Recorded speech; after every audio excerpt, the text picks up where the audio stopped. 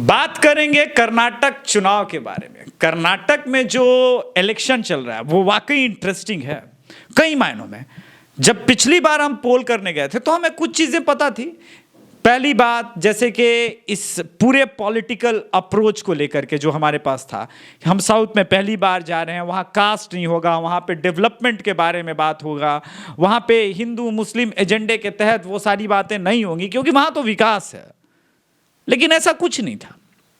तो पहली बार हमने बीजेपी को 90 से 95 दी थी, कांग्रेस बहुत क्लोज थी और जेडीएस 30 से 35। इस बार आंकड़े बदले से हैं। उसके प्रमुख कारण है बीजेपी ने अपने कई लीडर्स के टिकट काट दिए, 52 नए चेहरे आ गए और इस 52 नए कैंडिडेट्स जो नए चेहरे हैं, इसकी वजह से जन्मी अंतर्कलह, मतलब अंदर में फूट जिसको कहते हैं, नाराजगी कहते हैं। जगदीश शेट्टर जैसे हैवी वेट जो कि लिंगायत समुदाय से आते हैं, वो बीजेपी का चोला उतार के नाटक करते हुए चल पड़े कांग्रेस। हालांकि ईश्वरप्पा जी ने मना किया था उन्हें, वो कहते हैं ना, मैंने रोका उसे, टोका उसे, दे के प्यार का वास्ता समझाया उसे, लेकिन वो नहीं समझे। कांग्रेस की नाव में जाते ही क्या लिंगायत समुदाय का वोट तोड़ पाएंगे? लिंगायतों को हिंदू से अलग समझना भारी भूल है।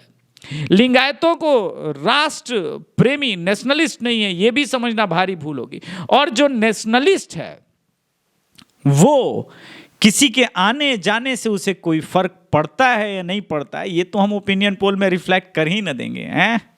चलिए शुरू करते हैं। बेंगलोर अर्बन से शुरुआत करते हैं। बेंगलोर अर्बन में 32 सीटें हैं। इन 32 सीटों में चमत्कार देखिए, सरकार उसकी बनेगी जो केआरपुरम, होसकोटे, जयनगर, इन सब सीटों में जीतेगा। इलेक्ट्रॉनिक सिटी तो सबको पता है कि बीजेपी का गढ़ है।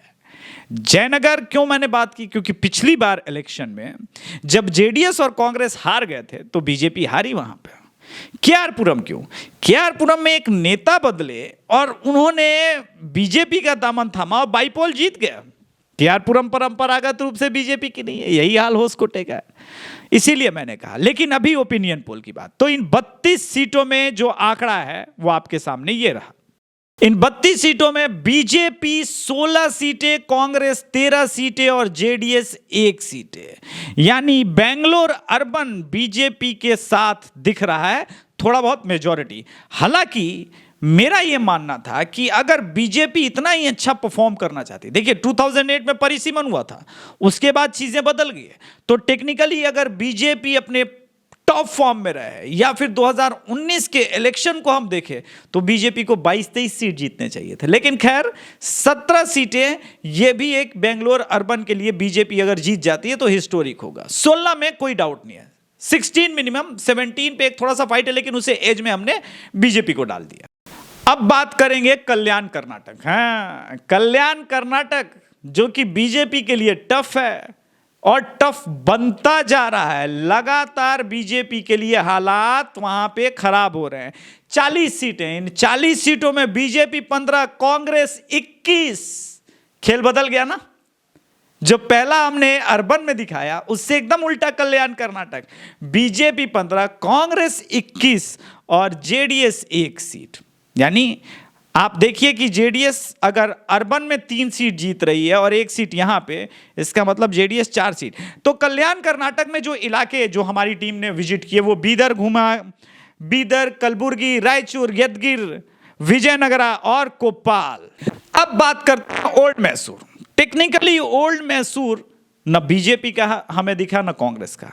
यहां ओल्ड मैसूर में कुमार स्वामी एक बात कह रहे हैं कि मैं 30 सीट जीतूं, 25 सीट जीतूं या 35 सीट जीतूं, पर चीफ मिनिस्टर इस बार कर्नाटक में कुमार स्वामी बनेंगे। और ओल्ड मैसूर में कुमार स्वामी पे प्यार भी लोगों का खूब बरस रहा है। यही वो जगह है जहां पे जेडीएस स्ट्रांग भी है और इसी वजह से इन इलाकों में मुसलमानों ने जी भर के वोट किया। तो पहला सवाल हमने मुसलमानों के बीच भी ये पूछा था कि क्या आपके हिसाब से भारतीय जनता पार्टी अच्छा सरकार चला रही है? लगभग 20% लोगों ने कहा कि ठीक ठाक है। 80% लोगों ने क्या क्या गालियां दी ये मैं आपको स्क्रीन पर नहीं सुना सकता। यानी नरेंद्र मोदी की तृप्तिकरण योजना, तुष्टीकरण योजना, फलाना ढिमकाना सगुन योजना, इंग्लैंड भेजो, दुबई भेजो पढ़ने के लिए, तमाम योजनाएं कहा कि देखो योजनाओं का हमें कोई घंटा फर्क नहीं पड़ता, तुम हज के लिए जो करना है कर दो, लगाने को तुम्हारे नेता कोई टोपी भी लगा ले, लेकिन बुर्का विवाद भी है, हिजाब विवाद जिसे कहते हैं। इन सब के बाद देखिए उनके लिए पहले जो कंडीशन था वो इस्लाम था। उनके हिसाब से नरेंद्र मोदी के शासनकाल में देश का चैन, अमन, सुख सब समाप्त हो गया और इसीलिए वो कांग्रेस को वोट करेंगे, कांग्रेस को वोट करेंगे। फिर भी जेडीएस आ गया जी। चलिए ओल्ड मैसूर की कहानी कह देते। सो ओल्ड मैसूर में total number of seats 57। Out of 57 में कौन सी पार्टी कितनी सीटें? Bharatiya Janata party 10 to 12 only जी, 10 से 12 सीटें, ओनली 10 to 12।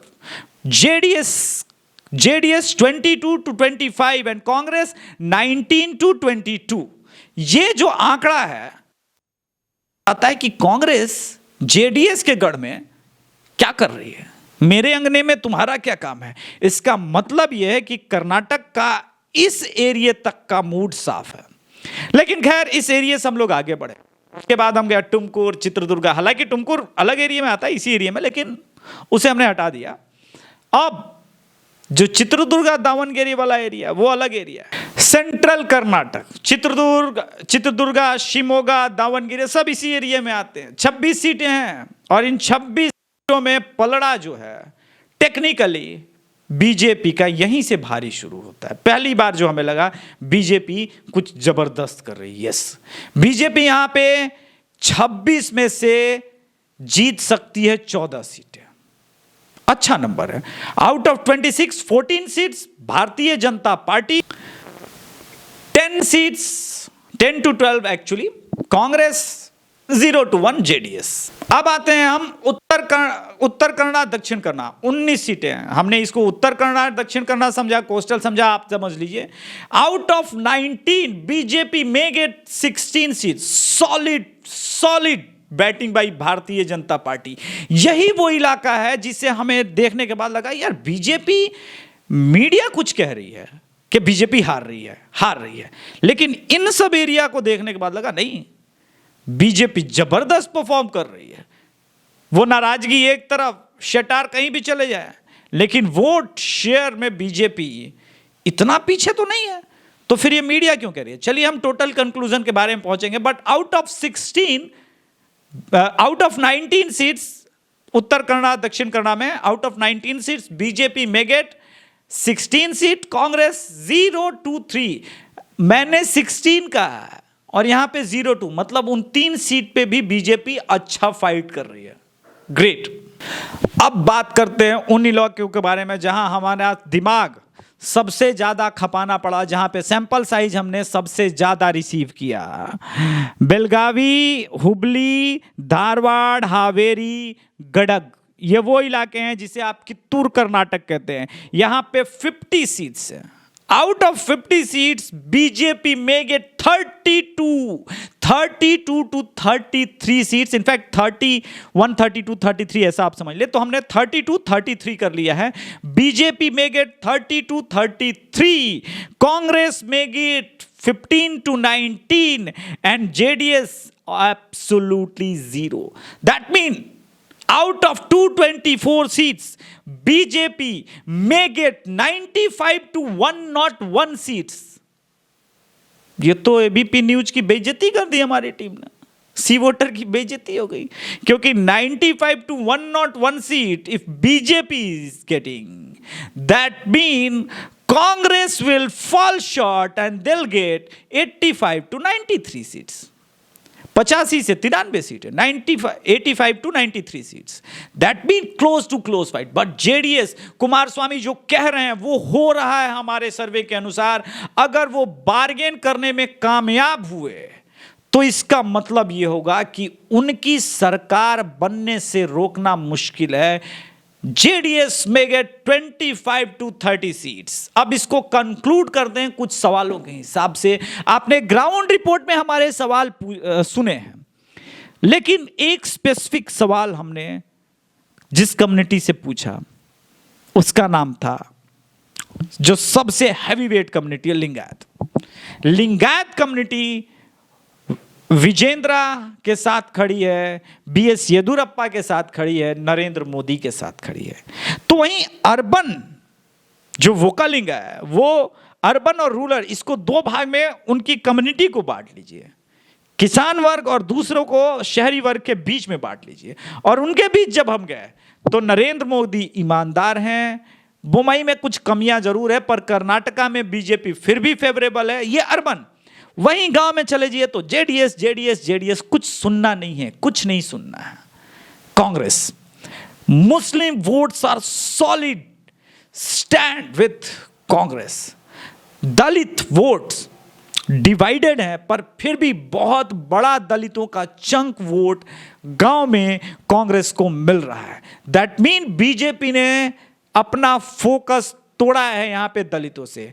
बुमई के खिलाफ एंटी इनकम्बेंसी है, क्योंकि ये हमारे सवालों में रिफ्लेक्ट हुआ। जब हमने कहा कि बुमई का काम कैसा है, तो सिर्फ 14% लोगों ने, ओनली 14% लोगों ने कहा बहुत अच्छा काम है, 10% लोगों ने कहा एवरेज काम है, बाकी लोग असंतुष्ट नजर आए। इसमें भाजपा के भी समर्थक। अब बात करते हैं बीएस येदुरप्पा के बेटे विजेंद्र के बारे में। वैसे तो कई नेता बीजेपी में युवा हैं और बेहतर है, लेकिन विजेंद्र को आने वाले समय में लोग कर्नाटक में अभी से सीएम के रूप में देखने लगे, ये बड़ी बात है।